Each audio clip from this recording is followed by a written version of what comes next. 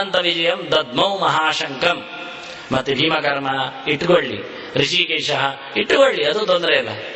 ಮತ್ತೆ ಋಷಿಕೇಶ ಧರ್ಮರಾಜ ಯಾಕೆ ಆಗ್ತಾನೆ? ಧರ್ಮರಾಜನು ಋಷಿಕದ ಒಡೆಯ. ಯಾಕೆ ಕೇಳಿದ್ರೆ ಅವನು ಇಂದ್ರಿಯಗಳ ಸ್ವಾಮಿ ಇದ್ದಾನೆ.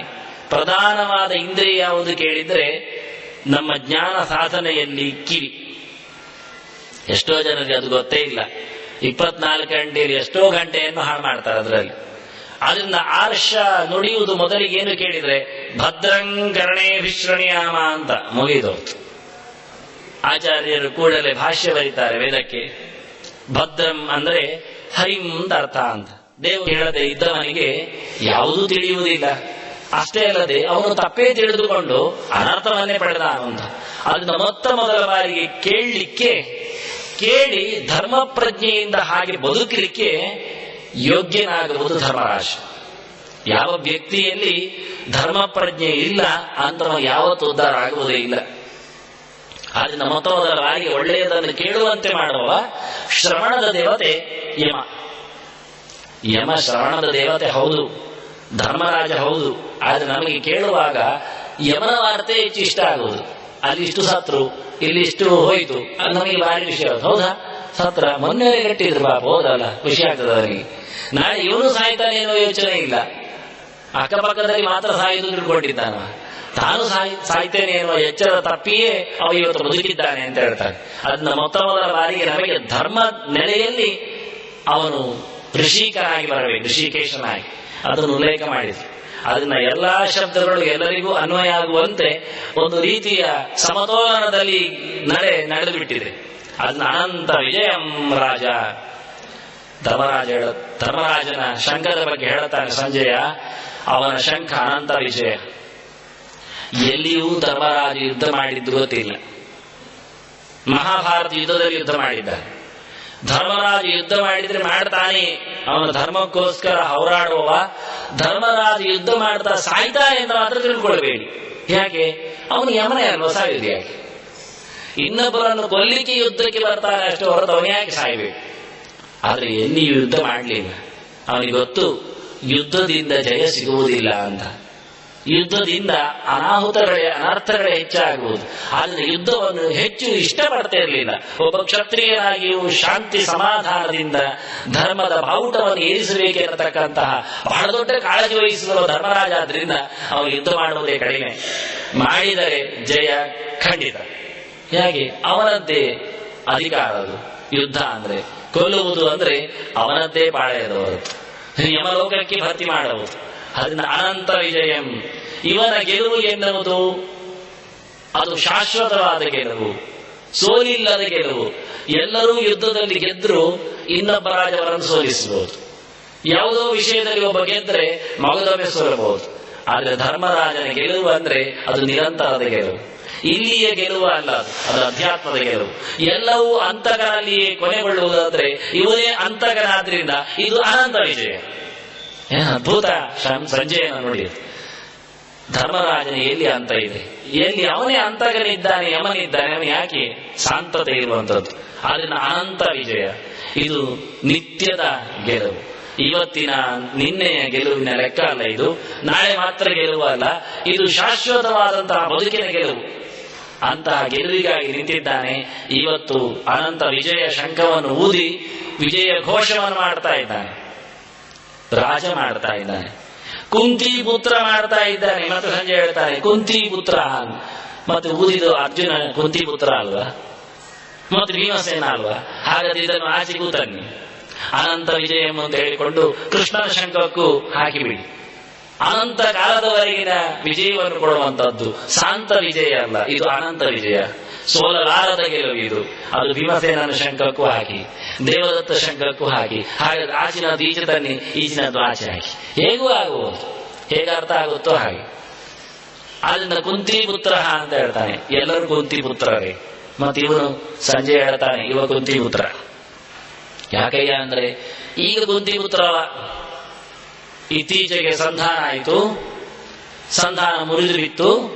ಕೃಷ್ಣ ನೇರ ಕುಂತಿಯ ಮನೆಗೆ ಬಂದ. ಕುಂತಿ ಹತ್ರ ಮಾತಾಡಿದ, ಹೇಳಿದ ಯುದ್ಧ ಅನಿವಾರ್ಯ ಆಗಿದೆ ಅಂತ. ಆಗ ಕುಂತಿ ಹೇಳ್ತಾಳೆ, ನನ್ನದೊಂದು ಸಂದೇಶ ಇದೆ ಹೇಳಿಬಿಡು ಅಂತ. 13 ವರ್ಷ ಆಗಿದೆ, ನನ್ನ ಮಕ್ಕಳಿಗೆ ನಾನೇನು ಹೇಳಲಿಲ್ಲ, ಹೋಗುವಾಗ ಹೇಳಿದ್ದೆ, ಈಗ ಹೇಳುತ್ತೇನೆ. ಯುದ್ಧ ಅನಿವಾರ್ಯ ಆದಾಗ ಹೇಳುತ್ತೇನೆ. ಒಬ್ಬ ರಾಜ ಇದ್ದ, ಅವ ಸಂಜಯ ಅಂತ ರಾಜ, ಕುಂತಿ ಹೇಳುವುದು. ಬಹಳ ಚೆನ್ನಾಗಿ ಅರಮನೆಯಲ್ಲಿ ಬೆಳೆದವ, ತಂದೆ ಇಲ್ಲದವ, ವಿದುರ ಅಂತ ತಾಯಿ ಸಾಕಿದ್ದಾಳೆ. ಹತ್ತಿರದ ಸಿಂಧು ದೇಶದ ರಾಜ ಯುದ್ಧಕ್ಕೆ ಬಂದಿದ್ದಾನೆ. ಇವು ಹೋಗಿ ಯುದ್ಧ ಮಾಡಿದ್ದಾನೆ, ತಾಯಿ ಹೇಳಿದ್ದಕ್ಕೆ ಓಡಿ ಬಂದಿದ್ದಾನೆ ಪೆಟ್ಟು ತಿಂದು.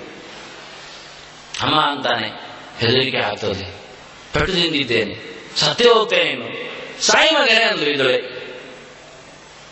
ನಾನು ಕ್ಷತ್ರಿಯಳಿದ್ದೇನೆ, ನಾನು ಹುಟ್ಟಿಸಿದ ಮಗು ಕ್ಷತ್ರಿಯ ಹುಡುಗ, ಯುದ್ಧದಲ್ಲಿ ಹೇಡಿಯಾಗಿ ಓಡಿ ಬರತಕ್ಕಂತಹ ಒಬ್ಬ ಬೇರೆಯವನನ್ನಲ್ಲ. ನೀನು ಸತ್ತರೆ ನನಗೆ ಹೆಮ್ಮೆ, ನಾನು ಹುಟ್ಟಿಸಿದ್ದು ಕ್ಷತ್ರಿಯನನ್ನೊಂದು ಬಗಿತೇನೆ, ನೀನು ಹೀಗೆ ಬರಬೇಡ, ನನಗೆ ಮಂಗಳಾರತಿ ಮಾಡೋದಿಲ್ಲ ಅಂತ. ಇಷ್ಟೇ ಮಂಗಳಾರತಿ ಮಾಡಿದ್ದು. ಇವನು ತಾಯಿಯ ಚುಚ್ಚು ನೋಡಿ ನೋಡಿ ಮತ್ತೆ ಓಡಿದ. ಅವನಿಗೆ ಹೊಡೆಯುವುದೇ ಅದೇ, ಕ್ಷತ್ರಿಯ ಮಗು ಆಗಬೇಕು ಅಂತ. ಇದು ನಾನು ಹೆತ್ತದ್ದು ಅನ್ಯಾಯ ಆಗಿದೆ ಅಂತ ಹೇಳಿದ. ತಾಯಿಯ ಆ ಬೀರು ಸುರಳಿಯಲ್ಲಿ ಹೆದರಿ ಒಳಗಿಂದ ಕ್ಷಾತ್ರ ತೇಜಸ್ಸನ್ನು ಮೈಗೂಡಿಸಿ ಹೋರಾಡಿ ಕತ್ತಿಯ ತುದಿಯಲ್ಲಿ ರಕ್ತವನ್ನು ಎತ್ತಿಕೊಂಡು ಶತ್ರು ಸಂಹಾರ ಮಾಡಿ ಗೆದ್ದು ಬರ್ತಾನೆ ಅರಮನೆಗೆ. ಬಿದುರೆ ಹೇಳ್ತಾಳೆ, ಇದು ನೀನು ನನ್ನ ಮಗ ಅಂತ, ನಾನು ಒಪ್ಪಿಕೊಳ್ತೇನೆ ಅಂತ. ಯದರ್ಥಂ ಕ್ಷತ್ರಿಯ ಸೂತೆ ತಸ್ಯ ಕಾಲೋಯ ಭಾಗತಃ ಅಂತ ಕೃಷ್ಣನಲ್ಲಿ ಹೇಳಿ ಕಳಿಸ್ತಾಳೆ. ಹೇಳುವುದು, ಒಬ್ಬಳು ಕ್ಷತ್ರಿಯ ಹೆಣ್ಮಗಳು ಯಾಕಾಗಿ ಮಗುವನ್ನು ಹಿಡಿತಾಳೆ ಹೆರತಾಳೆ ಎನ್ನುವುದು ಅದಕ್ಕೆ ಇವತ್ತು ತೋರಿಸುವ ಕಾಲ ಬಂದಿದೆ ಅಂತ ಧರ್ಮರಾಜನಿಗೆ ಹೇಳು ಅಂತ ಹೇಳ್ತಾರೆ. ಬಂದು ಹೇಳಿದ್ದಾನೆ ಕೃಷ್ಣ, ನಿನ್ನಮ್ಮ ಹೇಳಿದ ನುಡಿ ಇದು ಅಂತ. ಕುಂತಿ ಪುತ್ರ, ಈಗ ಹೇಗಿದ್ದಾರೆ ಧರ್ಮರಾಜ, ಕುಂತಿಯ ಮಾತೆ ಮೈಯಾಗಿ ಬಿಟ್ಟಿದವನಿಗೆ. ಆದ್ರಿಂದ ಧರ್ಮರಾಜನಿಗೆ ಗೀತೋಪದೇಶ ಮಾಡುವ ಪ್ರಸಂಗವೇ ಬರಲಿಲ್ಲ ನೋಡಿ. ಯುದ್ಧ ಅಂದಾಗ ಹೊರಟದ್ದೆಸಿದವ. ನಿಜವಾಗಿ ನಾವು ಯೋಚನೆ ಮಾಡಬೇಕಿತ್ತು, ಧರ್ಮರಾಜ ಎಲ್ಲಿಯಾದ್ರೂ ಶಾಂತಿ ಮಂತ್ರ ಆಗ್ತಾನೆ ಕಾಣುತ್ತೆ, ಇನ್ನು ಕೃಷ್ಣ ಅವನಿಗೆ ಏನಾದ್ರೂ ಹೇಳಬೇಕಾಗತ್ತೆ ಏನೋ, ಅದು ಎಲ್ಲೋ ಎತ್ತಿ ಕಟ್ಟಬೇಕೇನೋ, ಅಥವಾ ಅವನ ಬಿಟ್ಟೆ ಹೋರಾಡ್ತೇನೋ ಏನೋ. ಏನಿಲ್ಲ ನೋಡಿ, ಧರ್ಮರಾಜ ದಾಪುಗಾಲು ಹಾಕಿ ಹೋಗ್ತಾನೆ ಇದ್ದಾನೆ. ಸೀದಾ ಹೋಗಿ ಭೀಷ್ಮರ ಹತ್ರ ಹೇಳ್ತಾನೆ, ಗುರುಗಳೇ ಅಜ್ಜಂದಿರೇ, ಯುದ್ಧ ಮಾಡ್ಲಿಕ್ಕೆ ಹೇಳಿದ್ದೀರಿ, ಹೋರಾಡ್ತೇನೆ, ಆಶೀರ್ವಾದ ಮಾಡಿ. ಮುಗಿದು ಜಯ ಆಗುವಂತ ಹೇಳಿಬಿಡ್ತಾರೆ, ಮತ್ತೇನ್ ಹೇಳ್ಬೇಕು ಅವರು. ಹೆದರಿಕೆ ಇಲ್ಲ ಅವನಿಗೆ. ಯಾಕೆ? ಕುಂತಿ ಪುತ್ರ, ಕುಂತಿಯ ಸಂದೇಶ ಅವನ ಕಿವಿಯೊಳಗೆ ಮಾನ್ನುಡಿ 100 ನುಡಿ ಆಗ್ತಾ ಇದೆ. ಅದನ್ನು ಸಂಜಯ ಒತ್ತಿ ಹೇಳಿದ. ಅನಂತ ವಿಜಯಂ ರಾಜ ಕುಂತಿ ಪುತ್ರ. ಒಂದೊಂದು ಶಬ್ದ ಆಗ್ತಾ ಇದ್ದಾನೆ, ಸಾಲದು ಅಂತ 3ನೇದು ಹಾಕ್ತಾನೆ ವಿಶೇಷಣ, ಯುಧಿಷ್ಠಿರ ಅಂತ. ಅವನು ಯುಧಿಷ್ಠಿರನೇ, ಅವನ ಹೆಸರು ಮಾತ್ರ ಅಲ್ಲ, ಅವನು ಯುದ್ಧದಲ್ಲಿ ಗಟ್ಟಿಯಾಗಿದ್ದಾನೆ ಈಗ ಅಂತಾನೆ. ಇನ್ನು ಯಾರು ಹೇಳಿದ್ರು ಹಿಂದೆ ಹೋಗುದಿಲ್ಲವ. ದ್ರೋಣಾಚಾರ್ಯರಿಗೆ ಬಂದು ನಾನು ಗುರುಗಳು ಹೇಳಿದ್ರೆ ಹೊಡೀರಿ ಅಂತ, ನಾನು ಹೊಡಿತೇನೆ, ನೀವು ಹೊಡೀರಿ ಅಂತಾನೆ. ನಾನು ಅಜ್ಜ ಭೀಷ್ಮ ತೊಡೆಯಲ್ಲಿ ಆಡಿಸಿದ್ದೇನೆ ಹೇಳಿದ್ರೆ, ಸರಿ ಅಜ್ಜ, ತೊಡೆಯಲ್ಲಿ ಆಡಿಸಿದವರು ಇವತ್ತು ಹೊಡೆಯುವಾಗಿ ಮಾಡಿದ್ದೀವಿ, ಹೊಡಿತೇನೆ ಅಂತ. ಇವತ್ತು ಸ್ಥೈರ್ಯ ಸಂಪನ್ನನಿದ್ದಾನೆ. ಯುದ್ಧದಲ್ಲಿ ಬೇಕಾದ್ದು ಸ್ಥೈರ್ಯ, ಧೈರ್ಯ, ಗಟ್ಟಿ ನಿಲ್ಲಬೇಕು, ಎದೆ ಕೊಟ್ಟು ಹೋರಾಡಬೇಕು. ಸತ್ತರೆ ವೀರಸ್ವರ್ಗ, ಸಿಕ್ಕಿದರೆ ರಾಜ್ಯ, ಭೂಮಿ, ಅಧಿಕಾರ. ಅಂತಹ ಹೆದರಿಕೆ ಇಲ್ಲದೆ ಒಂದೇ ಮಾಡಿ ಮನಸ್ಸು ಮಾಡಿ ಹೋರಾಡಬೇಕು. ಹಾಗೋ ಹೀಗೋ ಲೆಕ್ಕಾಚಾರ ಮಾಡಲಿಕ್ಕಿಲ್ಲ ಅಂದ. ಅಂತಹ ಸ್ಥಿರತೆ ಯುದ್ಧದಲ್ಲಿ ಇವನಿಗೆ ಬಂದಿದೆ ಅಂದಾನೆ. ಇವ ಹಿಂದೆ ಹೆಜ್ಜೆ ಹಾಕುವುದಿಲ್ಲ. ಯುಧಿಷ್ಠಿರ ಅಂದ. ಹೇಗಾಗಬೇಕು ಧೃತರಾಷ್ಟ್ರನಿಗೆ? ಸಂಜೆ ಹೇಳ್ತಾನೆ, ಇದು ನೀನು ಮಾಡಿದ್ದು ಯುದ್ಧ. ಕೃಷ್ಣ ಹೇಳಿದ್ದ, ಇಬ್ಬರ ಕೈಯಲ್ಲಿ ಯುದ್ಧ ನಿಲ್ಲಿಸಲಿಕ್ಕೆ ಇವತ್ತು ಅವಕಾಶ ಇದೆ ಅಂತ. ಒಂದು ನಿನಗೆ, ಒಂದು ನನಗೆ ಅಂತ. ನಾನು ಪಾಂಡವರನ್ನು ನಿಲ್ಲಿಸ್ತೇನೆ, ಹೋರಾಡೋದು ಬೇಡ ಅಂತ. ನೀನು ಕೌರವರನ್ನು ನಿಲ್ಲಿಸಿಬಿಡು. ಆಗಲಿಲ್ಲ ಅಂದ, ಆಗುವುದಿಲ್ಲ ಅಂದ. ಸರಿ ಅಂದ, ಹೋರಾಡಿ ಅಂತ. ಹಾಗೆ ನಿನ್ನಿಂದಾಗಿ ಇವತ್ತು ಧರ್ಮರಾಜ ಯುದ್ಧದಲ್ಲಿ ಸ್ಥಿರ ಆದ ಅಂದ. ನಿನ್ನಿಂದಾಗಿ ಇವತ್ತು ಕುಂತಿ ಪುತ್ರ ರಾಜನಾಗ್ತಾನೆ ಅಂದ. ಭೇದನೆ ಚುಚ್ಚುವುದು. ಇನ್ನು ಕುರು ಕೌರವರು ಮಾಮಕರು ಅಂತ ಹೇಳಬೇಡ, ಇಲ್ಲ ಅಂದ. ನಿನಗಿಲ್ಲ ಇನ್ನು, ನಿನ್ನವರಿಗೆ ರಾಜ್ಯ ಇಲ್ಲ ಇನ್ನು. ಇವತ್ತು ಕುಂತಿ ಪುತ್ರ ನಿಜವಾಗಿ ದೊಡ್ಡವ, ಹಿರಿಯ. ದುರ್ಯೋಧನಗಿಂತ ಮೊದಲು ಹುಟ್ಟಿದವ. ಕುರುವಂಶದಲ್ಲಿ ಇವತ್ತು ಕುಮಾರರಲ್ಲಿ ದೊಡ್ಡವ ಧರ್ಮರಾಜ. ಎಲ್ಲರೂ ಧರ್ಮರಾಜನಿಗೆ ನಮಸ್ಕರಿಸಲೇಬೇಕು. ಅದನ್ನ ಧರ್ಮರಾಜ ಇವತ್ತು ರಾಜ ಅಂತ ಹೇಳಿಬಿಟ್ಟು.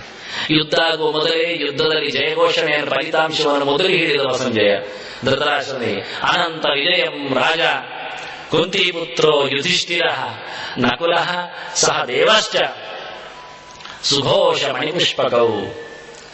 ಅವರಿಬ್ಬರು ಒಟ್ಟಿಗೆ ಹುಟ್ಟಿದವರು. ಅದಕ್ಕೆ ಅವರಿಬ್ಬರ ಶಂಕ ಒಟ್ಟಿಗೆ ಹೇಳಿಬಿಡ್ತಾನೆ. ಹೇಳೋದ್ರಲ್ಲಿ ಒಂದು ಗಮ್ಮತ್ತು. ನಕುಲ ಮತ್ತು ಸಹದೇವರು ಇಬ್ಬರು ಮಾದ್ರಿಯ ಮಕ್ಕಳು, ಅವಳಿ ಮಕ್ಕಳು. ಅವರಿಬ್ಬರು 2 ಶಂಕ ಓದಿತು. ಒಬ್ಬ ಸುಘೋಷವನ್ನು ಓದಿದ, ಇನ್ನೊಬ್ಬ ಮಣಿಪುಷ್ಪವನ್ನು ಓದಿದ. ಮಣಿಪುಷ್ಪವೇ ಮಣಿಪುಷ್ಪಕ. ಸುಘೋಷ ಅಂದ್ರೆ ಚೆನ್ನಾಗಿ ಶಬ್ದ ಮಾಡ್ತದೆ ಅಂತ. ಊದಿದರೆ ದೂರಕ್ಕೂ ಕೇಳಿಸಬೇಕು, ಮೆಲ್ಲ ಊದಿದರೂ ಗಟ್ಟಿ ಕೇಳಿಸಬೇಕು, ಸುಖವಾಗಿ ಗಾಳಿ ಹಾಕ್ಲಿಕ್ಕೆ ಬರಬೇಕು. ಕೆಲವು ಶಂಖಗಳಿಗೆ ನಾವು ಬಲ ಹಾಕಿ ಊದಿದ್ರು ಅದು ಸದ್ದೆ ಮಾಡೋದಿಲ್ಲ, ಮತ್ತೆ ಕೆಳಗಿಡ್ಬೇಕು ನಾವು ಅಷ್ಟೇ. ಅಲ್ಲಿ ಮುಗೀತು, ಒಂದು ಶಂಖ ಆಯ್ತು ಇವತ್ತು ಊದಿದ್ದು, ನೀನು ನಾಳೆ ನೋಡುವ ಅಂತ. ನಮ್ಮದು ಮುಸುಳೆ ಹರಿದೋಗ್ಬೇಕು, ಕೆನ್ನೆ ಊದಿಕೊಳ್ಳಬೇಕು. ಇನ್ನು ಕೆಲವು ಶಂಖಗಳಾಗಲ್ಲ, ತುಟಿಗಿಟ್ಟರೆ ಸಾಕು, ಸತ್ತು ಹೊರಗೆ ತರ್ತದೆ ಅದು ತನ್ನಷ್ಟೇ. ಅದು ಶಂಖದ್ದೇ ಒಂದು ಕ್ರಮ. ಹಾಗಾಗಿ ಅಂತಹ ಶಂಖದಲ್ಲಿ ಒಂದು ಜಾತಿ ಸುಘೋಷ, ಸುಖವಾಗಿ ಊದ್ಲಿಕ್ಕೆ ಬರುವಂತೆ ಗುಷಿ ಶಬ್ದ ಎಂದ ಒಳ್ಳೆ ಶಬ್ದಗಳು, ತುಂಬಿದ ಶಬ್ದಗಳು ಅದರಲ್ಲಿ ಬರಬೇಕು. ಅಂಥದ್ದನ್ನು ಸುಖವಾಗಿ ಊದ್ತಾನೆ. ಓದುವಾಗ ಬಹಳ ಸುಖವಾಗಿ ಶಬ್ದ ಕೇಳುತ್ತೆ. ನಕುಲನು ಅಷ್ಟೇ ಮೃದು ವ್ಯಕ್ತಿಯವನು, ಮಾರ್ಧವ ತುಂಬಿದವ. ಅದು ಅವನ ಶಂಖದಲ್ಲಿಯುವಂತಹ ಮಾರ್ಧವ. ಅದು ಉಲ್ಲೇಖ ಮಾಡಲಿಕ್ಕೋಸ್ಕರ ಸುಘೋಷ ಅಂತ ಹೆಸರಿಟ್ರು. ಇನ್ಯಾರ ಶಂಖಗಳ ಹೆಸರನ್ನು ಹೇಳುವುದಿಲ್ಲ. ಇದೊಂದು ಮಹಾಭಾರತದ ಔಚಿತ್ಯ. ಪಾಂಡವರ ಮತ್ತು ಕೃಷ್ಣನ ಎಲ್ಲ ಶಂಖಗಳ ಹೆಸರು ಕೊಡ್ತಾರೆ ಪಟ್ಟಿ ಮಾಡಿ. ಆನಂತರ ಸಹದೇವನದ್ದು, ಅವನದ್ದು ಹಾಗೆ ಮಣಿಪುಷ್ಪ. ಮಣಿ ಶಬ್ದ ಇರದ ಪುಷ್ಪ ವಿಕಸನೆ, ಬಹಳ ಅರಳಿದ ದೊಡ್ಡ ಶಂಖ.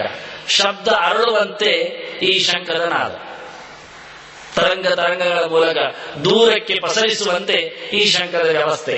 ಅದನ್ನು